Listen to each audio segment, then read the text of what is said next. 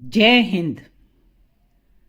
साथियों, आज हम जानते हैं भारत माँ के एक लाल के विषय में, जो देवभूमि उत्तराखंड की संतान हैं और अपने ऊंचे चरित्र और देश के प्रति निष्ठा से देवता बन चुके हैं।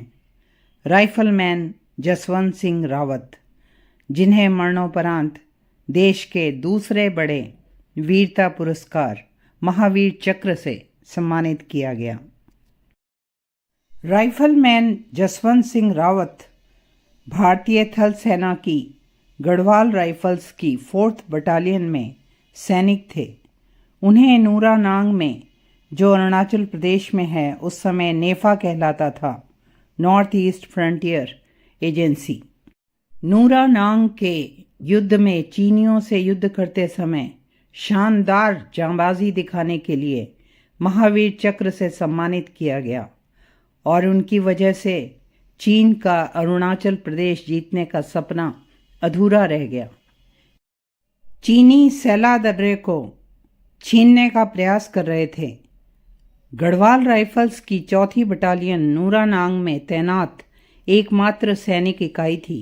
सेना की अधिकांश इकाइयां आदेश के अनुसार वापस ले ली गई थी, क्योंकि गोला बारूद और जनशक्ति की कमी थी। 17 नवंबर 1962 तक गढ़वाल राइफल्स ने चीनी पीपल्स लिबरेशन आर्मी के 2 प्रयास असफल कर दिए थे। डेल्टा कंपनी के पास लाइट मशीन गन LMG थी और तीसरी बार चीनियों ने MMG का इस्तेमाल हमारी पोजीशंस पर फायर करने के लिए शुरू किया, जिससे हमारा भारी नुकसान हो रहा था।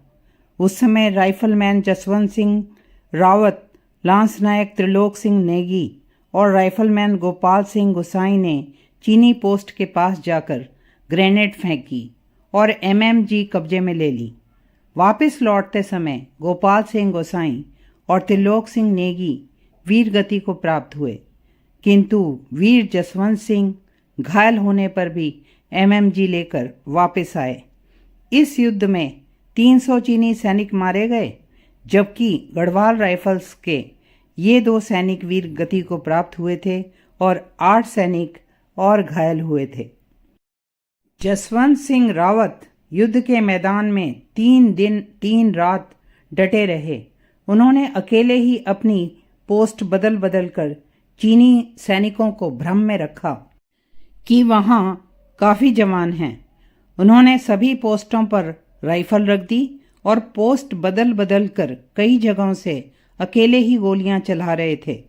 यहाँ यह भी बताया जाता है कि उनकी 2 स्थानीय मोम्पा बालिकाओं सीला और नूरा ने मदद की। कहा जाता है युद्ध में सीला मारी गई और नूरा को पकड़ लिया गया।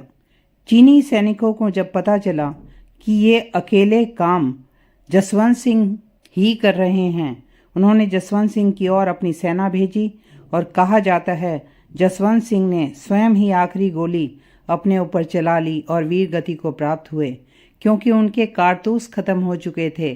कुछ लोग कहते हैं चीनियों ने बंदी बनाकर उन्हें मार डाला, लेकिन चीनी अधिकारी उनकी बहादुरी से इतने प्रभावित हुए कि उन्होंने युद्ध खत्म होने के बाद उस वीर की पीतल की प्रतिमा भी साथ में बनाकर भारत को दी।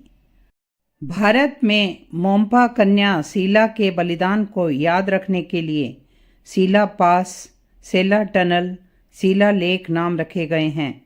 उस क्षेत्र में नूरा के नाम पे नूरानांग फॉल्स का नाम रखा गया है। जिस चौकी पर जसवंत सिंह जी ने अंतिम लड़ाई लड़ी, उसका नाम जसवंतगढ़ पोस्ट रख दिया गया है। वहाँ उनकी याद में वॉर मेमोरियल बनाया गया है, जिसमें उनसे जुड़ी वस्तुएं सुरक्षित रखी गई हैं। सैनिक उनके कमरे की देखरेख में तैनात रहते हैं। वहाँ उनका बिस्तर तैयार किया जाता है, वर्दी प्रेस की जाती है, जूतों में पॉलिश की जाती है, उनकी बाकायदा बैठी, नाश्ता और खाने का प्रबंध किया जाता है। उन्हें भी वेतन और छुट्टियां दी जाती थी। 4th गढ़वाल राइफल्स को भी बैटल ऑनर नूरानाग से सम्मानित किया गया।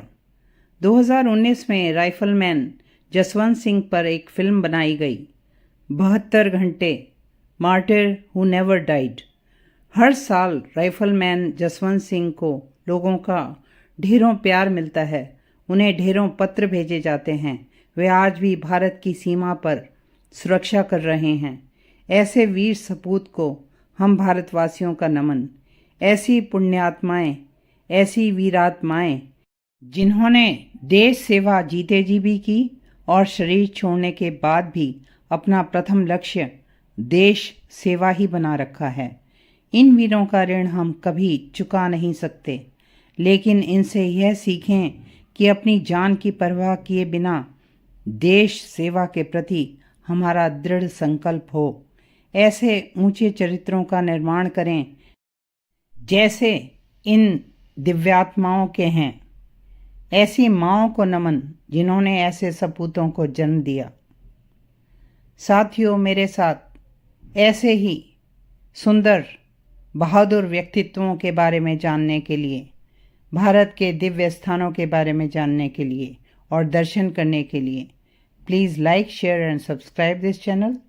जय हिंद, जय माँ भारती।